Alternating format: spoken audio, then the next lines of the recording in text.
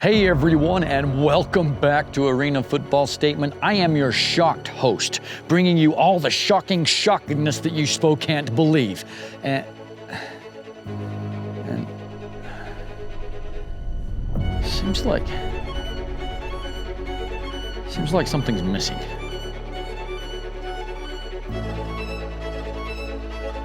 I'm gonna go drink a Sam Adams. If you guys want to keep up with arena/indoor football content all season long, go ahead and hit that little subscribe button and the little bell thing so you can be notified every time I publish something new. Today, I'm ranking the 14 teams of the Indoor Football League.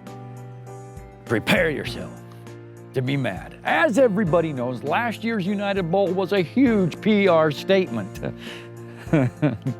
PR. Stay down. It's a new season, all right? Just stay down, get back in your place. As I was saying, ow! Criminally, mercy, Myrtle, you guys settle down, all right? Look, I'll play nice. I'll be fair. Criminally. Let's get in the rankings so I can make you all mad, shall I? Number 14, the Northern Arizona Wranglers. You know, after a 1-13 season, there ain't no place to go but up. Shaking off the rust and the mossy undergrowth of a year ago, this team actually has made some improvements. And with a new head coach, they'll have less moss than they did a season ago. I do declare, offensively, it's hard to say what Barker and others will bring to the table. And defensively, they may not look like they're on the Atkins diet, but they certainly won't be the King and McQueen of the West either. But on the flip side, they'll likely triple their win total from a year ago, but still remain at the bottom of the standings. You know what I have to say? Keep climbing that mountain, Naz. Keep climbing. Keep whipping that rope, and someday you'll catch you a ship. Yeehaw! Number 13.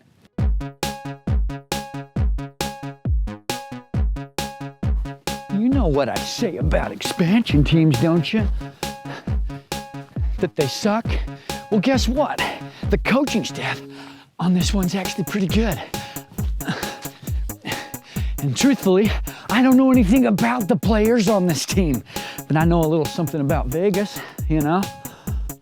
But you see, here's something we gotta talk about, you know, because when better teams come to Sin City, what happens in Vegas gets recorded in the standings. But you see, poker-playing, Hawk Knight-looking dudes might spend more time in the casinos than out on the practice field, which Roy Choi owns some casinos, so maybe when his teams, San Diego and San Jose, come into town, they might spike a little of the punch at the casinos, you know what I'm saying?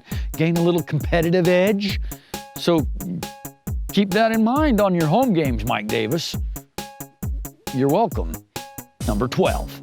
The Bay Area Panthers. After 2 frustrating years of trying to get this team on the field, we're finally going to see them in 2022 from San Jose, the Bay Area Panthers. Oh my goodness, this is exciting. Look, it's hard to say whether the Panthers are going to be more like Bagheera. Truth. I know the law, Bucks. Or more like T'Challa. You are wrong! All of you are wrong! Corey Murphy's a good QB, Troy Evans a good receiver, but I'm not so sure about the supporting cast around these guys. On defense, Eddie Hamilton provides a really nice anchor. I don't know much about the other guys on the defense, but I do think that the coaching staff can rally these guys and make them actually squeak out a few wins, making them make a push for the playoffs toward the end of the season. Number 11, the Green Bay Blizzard. Look, there's 3 things I can guarantee you in life. Number 1, you're gonna die. Number 2, you're gonna pay taxes. Taxes, oh, taxes, oh, beautiful taxes. And number 3, the Green Bay Blizzard are going to come back year after year. Man, this organization rocks my socks off, and I feel very sad that I have to rank this team so low. They went 0-4 against Bismarck a year ago. Their first 2 games out the gate are against Bismarck. Bucks never seem to be afraid of blizzards anyway. And outside of Shaquan Curenton, the Blizzard haven't made much of a splash in free agency at all. At least, I haven't seen it. Of course, they've got a lot of new guys, and they seem to like that. Little brothers! But one thing's for sure, no matter what happens, Coach Corey Roberson always puts up a good fight and rallies the troops, and he means business. So anything could happen with this team. Number 10, the Bismarck Bucks. A team from North Dakota, eh? Hey look, this team made the playoffs a year ago. Their defense was solid, and if it wasn't for circulating 5 quarterbacks throughout the season, they may have made a deep run into the playoffs. But alas, things change when the Quad City Steamwheelers come back, because it seems like half the team left to them. Coach Corey Ross, Sterling Clark, Mike Kerrigan, Malik Duncan, Darion Jackson, to Quad City. However, the Bismarck Bucks have signed Patrick Macon and Kenneth Magruder, automatically making their defense viable again. With nothing to report on what Zareel Hendrick is doing or how the quarterback play will be in Bismarck, it's just really hard to see this team making a run into the playoffs in 22. Number 9.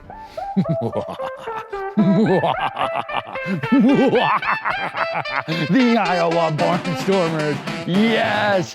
Be mad at me, fans. Yes! Guys, I hate to say it this way, but Daquan Mill was one of the reasons that the Barnstormers even made it to the playoffs last year, and he gone. I love the Barnstormers. I've always loved the Barnstormers. It hurts my feelings to say that he gone. Hey, they've got a great receiving core in Eric Thomas, Keeslo Smith, and Kentrez Bell, but their quarterback sounds like a guy who was raised in a place where women swear a life of celibacy. But now let's get down to the truth of the matter. There's something about this team that's just magical. They just always find a way to be in the hunt, even though that their roster has a bunch of guys whose names I don't even recognize. Look, I know a lot of you guys are Barnstormer fans out there, so don't be mad when you know what, do be mad. I like it. I like when you feed my energy that way. Do be mad that you will see more success in the American underdog movies from the Barnstormers than you will in the 2022 season. That actually hurts my feelings. And now a word from our sponsor. Vincent's Vow, the movie. Yes, it's a movie I wrote and directed and produced. Yes, it's got global distribution. Yes, I also starred in it, and no, I am not funny. But I did show off some impressive football skills in it.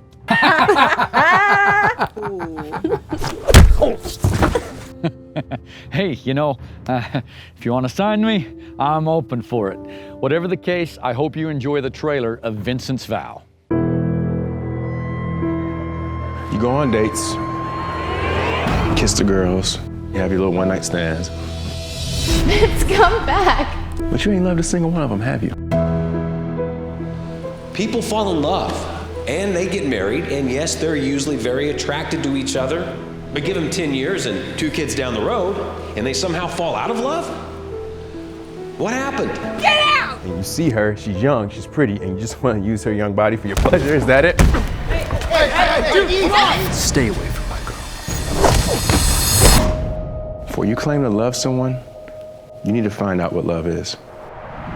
How would you define love? Love is not having to hold your farts in anymore. I learned a lot about love when I fell out of it. Love's taking care of the poor. I've been studying and studying and studying, and I cannot find an answer to the love question. I've always had feelings for people, but I've been asking myself, is love a feeling? And when you lose that feeling, how do you love when you don't love?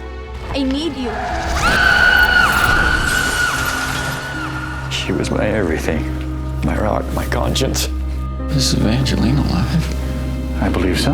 Why does it hurt me to actually attempt to love somebody? True love never hurts anyone. Longing hurts. Selfishness, jealousy. You have a fiance? A girlfriend? Then who are you writing vows to? Whoever I give this letter to, if she accepts, I will be committed to forever.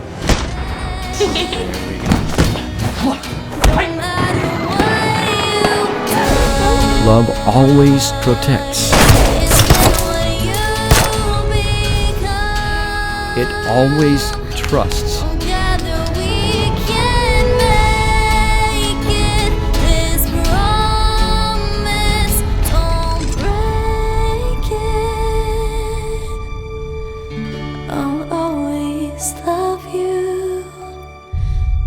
love always perseveres.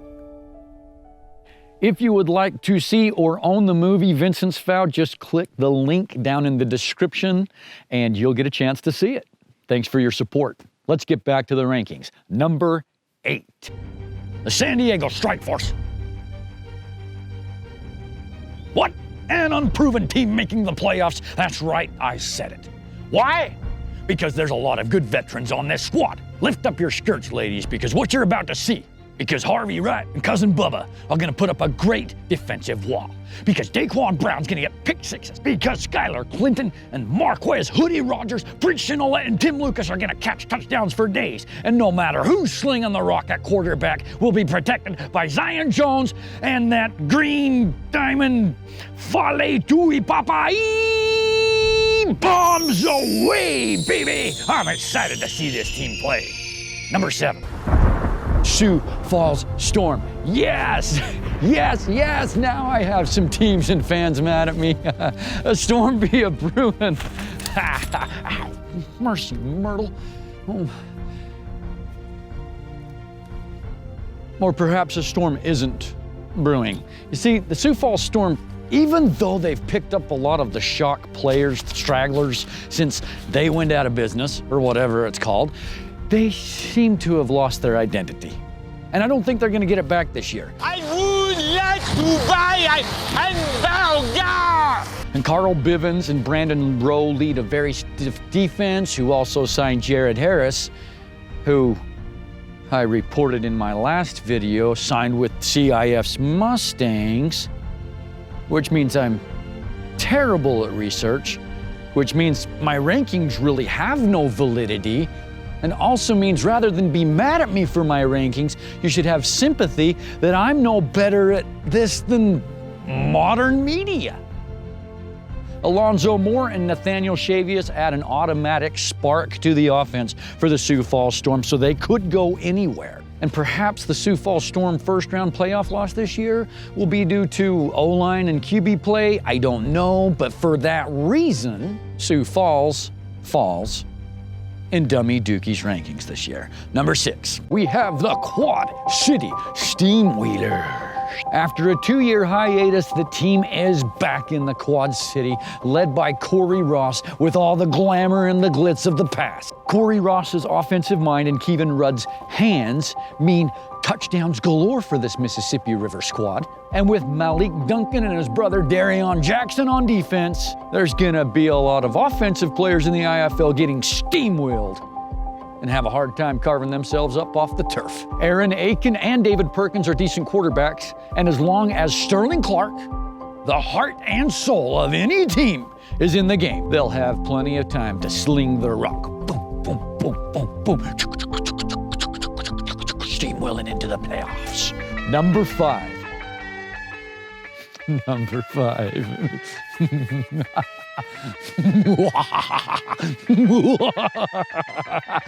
The Arizona Rattlers. Oh, baby, your hatred feels good. Yay, more fans hating the con. This one was a tough one. Don't be surprised, because nothing can deflate or motivate a team that loses 2 straight United Bowls on their home turf by 3 points. And then to have some of their team go to Canada and some to the USFL. Rattlers coach Kevin Guy and quarterback Drew Powell are magicians at squeaking out wins. But it seems that this team has become so one-dimensional running the rock that other defenses are catching on. I can see that the Rattlers have great defensive backs and great defensive linemen.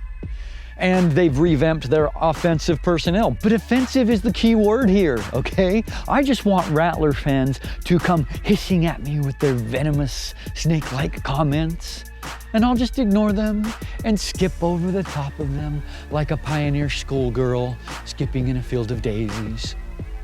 Number 4, the Tucson Sugar Skulls. This is the most improved team from a year ago, and Dixie Wooten's Rootin' Tootin' Highfalutin squad has a quarterback now. And perhaps the IFL's best receiving core, featuring Quentin Pedroza. You know, Mike Jones might bury linebackers in the boneyard this year. And you know what? They've even got NFL talent to help their D. and they're looking for vengeance. If you look inside these sugar skulls, you'll see that they have their eye on the ship. Number 3.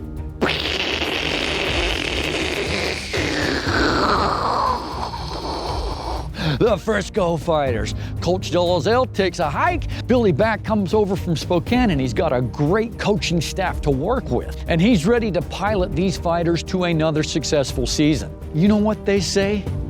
If you can't beat them, sign them. J.D. Griggs and Charles Williams lead a very intimidating defense. Ladarius Galloway is one of the most exciting running backs to watch. You add Speedy Noyle and T.J. Edwards in that backfield, and it will be one of the most confusing offenses to read. Their run game will be epic. You add in a decent receiving core, and like fighter jets, these athletes will look like missiles firing through defenses on 50 yards of fury in Frisco.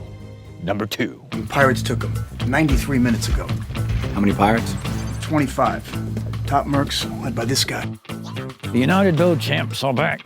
And the promoted defensive mind guru, Rayshon Kaiser, the head coach.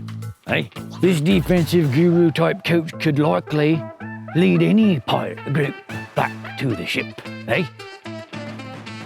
The Drow to T.O. connection is the second best in the league, and it's back. You see Chucky and Harlan and Wooten, they'll pillage and plunder and pick and pick sixes, drink up me hearties, yo. Making it back to the United Bowl. Need some rum. However, the guard matey, get yourself to that DCU center and watch the champs defend the ship, eh? Savvy? Bring up me hearties, yo-ho. Number 1, your Duke City. Gladiators! They were one referee call from going to the United Bowl last year, and this year I believe they are going. And this time there won't be a PR stunt to get in the way.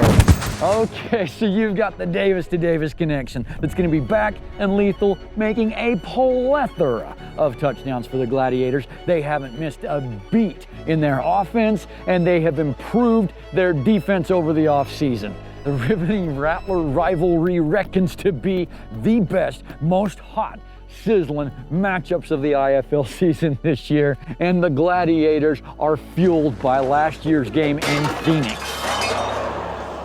Are you not entertained? Are you not entertained?